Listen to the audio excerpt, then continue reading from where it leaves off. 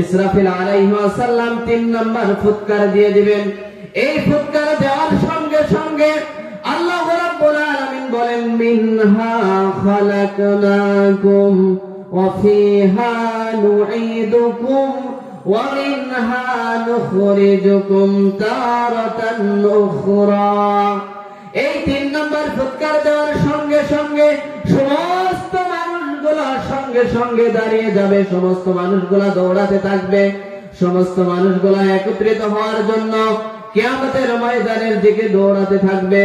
দৌড়াতে দৌড়াতে দৌড়াতে আল্লাহ রাব্বুল আলামিনের বিচার কার্যালয় শুরু হয়ে যাবে। আল্লাহ রাব্বুল আলামিনের বিচার শুরু হয়ে যাবে।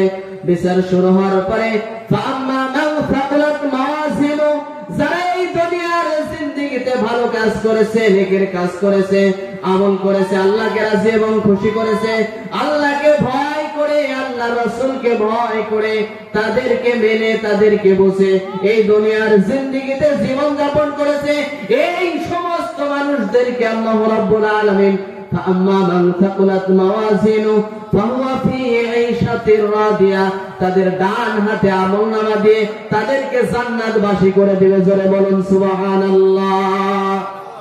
আল্লাহ রাব্বুল আলামিন পরের আয়াতে বলতেছেন, আম্মা মান খাফাত মাওয়াজিনু ফাউম্মুহু হাবিয়া, আর যারা দুনিয়ার জিন্দেগিতে অবৈধ কাজ করেছে, অশ্লীলতা করেছে, বেহায়াপনা করেছে, আল্লাহ রাব্বুল আলামিনকে জুলুম করেছে, আল্লাহর নাফরমানি করেছে, আল্লাহকে সিজদা দেয় নাই, আল্লাহর হুকুম মানে নাই, আল্লাহ রাব্বুল আলামিনের নাফরমানি করে নিজের ক্ষমতা দেখিয়ে, নিজের দাপট দেখিয়ে, নিজের বল দেখিয়ে তারা তাদের জীবনকে পরিচালনা করেছে। ফাআম্মা মান খাফাত মাওয়াজিনু ফাউম্মুহু হাবিয়া, তাদেরকে আল্লাহ রাব্বুল আলামিন বলবে, এ ফেরেশতারা এদেরকে ধরো, ধরে ধরে ফাউম্মুহু হাবিয়া, তাদেরকে জাহান্নাম, হাবিয়া নামক জাহান্নামের মধ্যে নিক্ষেপ করো।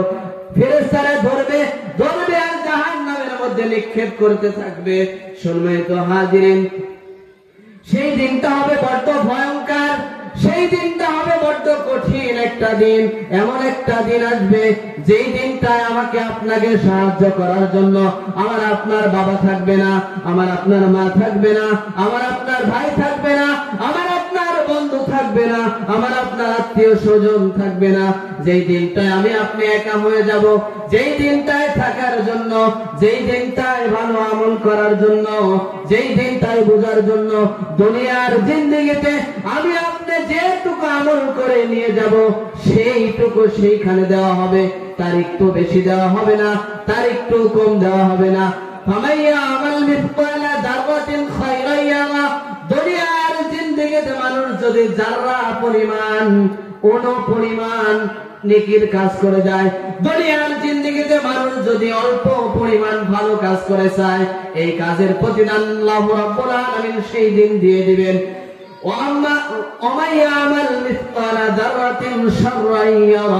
আর দুনিয়ার জিন্দেগিতে মানুষ যদি যারা পরিমাণ, অল্প পরিমাণ খারাপ কাজ করে যায়, অল্প পরিমাণ গুনাহের কাজ করে যায়, অল্প পরিমাণ যারা পরিমাণ অবৈধ সম্পদ দুনিয়ার জিন্দেগিতে মানুষ অর্জন করে যায়, এই যারার হিসাবটা আল্লাহ রাব্বুল আলামিন কিয়ামতের ময়দানে নেবে।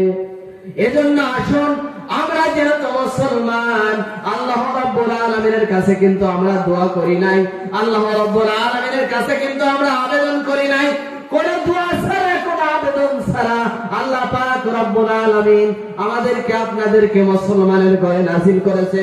আমরা মুসলমানের ঘরে সৃষ্টি হয়েছি, শুকরিয়া আদায় করতে হবে।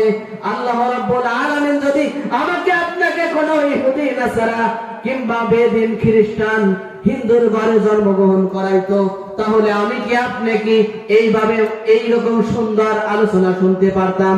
আমি আপনি কি সুন্দরভাবে আল্লাহর হুকুম পরিচালনা করতে পারতাম? আল্লাহর আদেশ মেনে নিয়ে আমার আপনার জীবনকে গড়তে পারতাম? কত কষ্ট হয়ে যেত, কত বিপদ হয়ে যেত। এজন্য আসুন আমরা আল্লাহর ইবাদত বন্দেগী ছেড়ে না দিয়ে আমরা আল্লাহর ইবাদত বন্দেগী করে, আমরা আল্লাহকে রাজি এবং খুশি করে, আমরা আল্লাহকে রাজি এবং খুশি করে এই পৃথিবীতে যাওয়ার জন্য চেষ্টা করি।